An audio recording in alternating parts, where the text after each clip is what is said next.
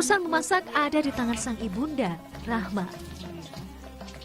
Di dapur sederhana ini, Rahma juga berbagi cerita tentang proses keislamannya sambil mengolah masakan. When I was young, that something was missing. Then I knew a friend of my father, and I knew Islam through him, and it fills the emptiness that I have. I feel like it was arriving home, the sensation that you have when you arrive home. It's comfortable, it's where you belong, it's your place. That's what I feel when I become a Muslim. Bagi saya, Rahma benar-benar sosok muslimah yang luar biasa. Ia memilih mengikuti sang suami untuk tinggal di tempat terpencil dan membesarkan anak-anak mereka.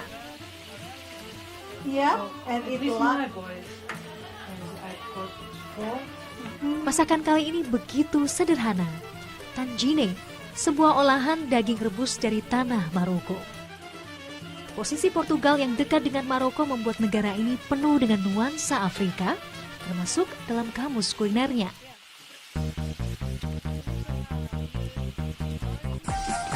Ito yung satay.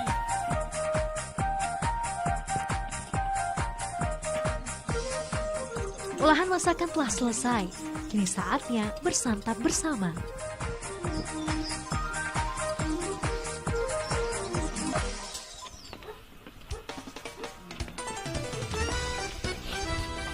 Selesai bersantap, Rahma juga tak lupa memberi makan kucing peliharaannya. Jadi ada 25 kucing yang dipelihara oleh Rahma dan juga anak-anaknya. Kucing-kucing ini sebenarnya tidak sengaja dipelihara, tapi mereka adalah kucing-kucing yang dibiarkan terlantar. Akhirnya ke sini dan diberi makan, ya dirawat. Ya seperti kita tahu, kucing adalah salah satu hewan yang disukai oleh Rasulullah SAW.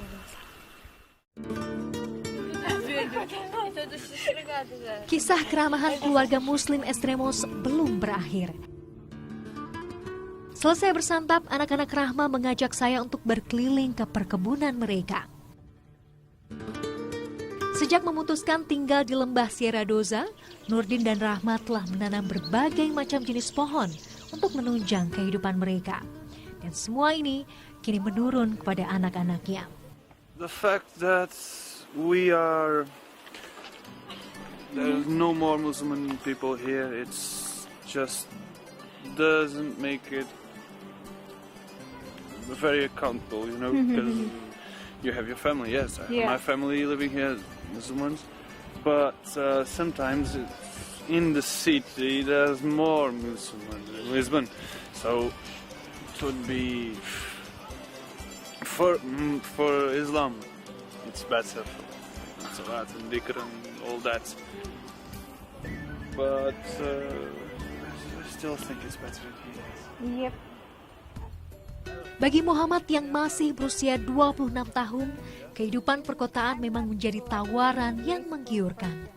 Namun keterikatan dengan rumah di mana ia dan saudaranya dididik menjadi seorang Muslim jauh lebih memberikan kenyamanan dan ketenangan, meski dengan fasilitas seadanya.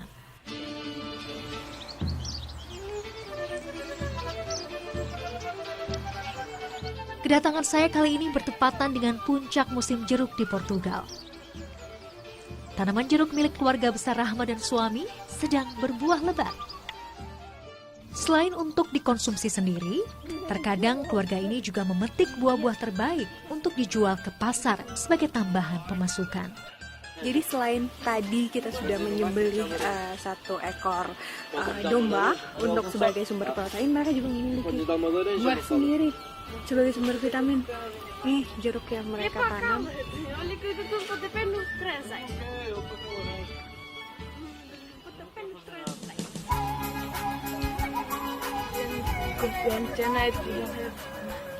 Inilah Maryam, si bungsu dalam keluarga.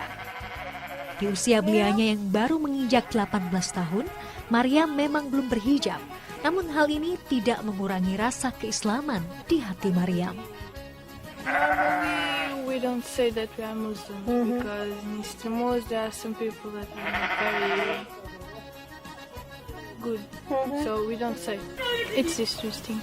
It's a different religion. It's cool. It's very cool. Yeah, it's good. I like it.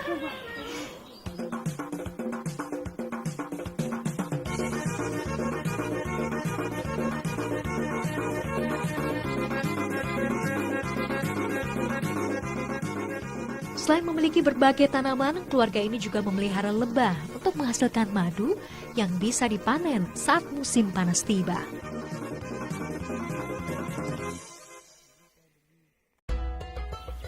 Di belakang sana Ibrahim sedang mengecek box-box lebah peliharaan keluarga mereka. Jadi selain menanam tanaman olive atau zaitun, menanam tanaman jeruk, orange, dan juga memelihara kambing atau domba sebagai sumber daging atau sumber protein mereka juga berusaha untuk mengembangbiakan lebah. Nah, bagi saya salah satu poin yang paling menarik dari lebah adalah sarang mereka. Bagaimana setiap lubang sarang dibentuk begitu sempurna, heksagonal sempurna. Sarang ini tidak dibentuk dari satu sisi, tapi setiap lebah akan membentuk sarang dari semua sisi hingga akhirnya bertemu di tengah. Dan kalau diperhatikan, kemiringan setiap lubang ini memiliki kemiringan beberapa derajat sehingga setiap tetes madu tidak akan tumpah. Ini adalah salah satu bukti ciptaan Allah yang maha besar dan maha sempurna. Selesai mengecek keberadaan lebah-lebah madu, Ibrahim mengajak saya berkeliling rumah. So your house, Ibrahim, it's maybe the first monastery in Portugal or in Europe. In the peninsula, I can say it can be the foundation of this house could be the foundation of the first monastery in the peninsula. Maybe. Okay. This is an old door. This is maybe perhaps the most ancient part of the house. Besides the foundation, it's like the old door of the chapel. It was not like this. It would open like all the frame that you see here. Now it's a little one. It's marble. Yeah, the columns are from marble. And it opens to it's like a little chapel inside. And the writings that we have above, you can see it like Louvado EHS. It's like Holy Jesus. It's Greek. And EHS is like Greek abbreviation from Jesus. I think.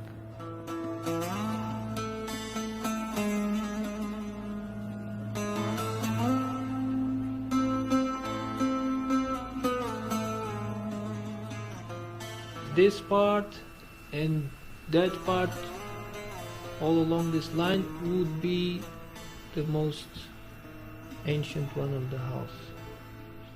Rumah keluarga Ibrahim di lembah Sierra Doza rupanya memiliki sejarah panjang. Diperkirakan kediaman keluarga ini adalah salah satu lokasi monastery atau asrama pertapaan pendeta Kristen pertama yang ada di Portugal. Hal ini terlihat jelas dari setiap sudut dan bentuk rumah yang telah berusia ratusan tahun ini. 1793, and this is like condensed part of another book earlier, that it was the chronicles of the old monks that used to live in this place. Not only here in this house or in this place, but from the surrounding area.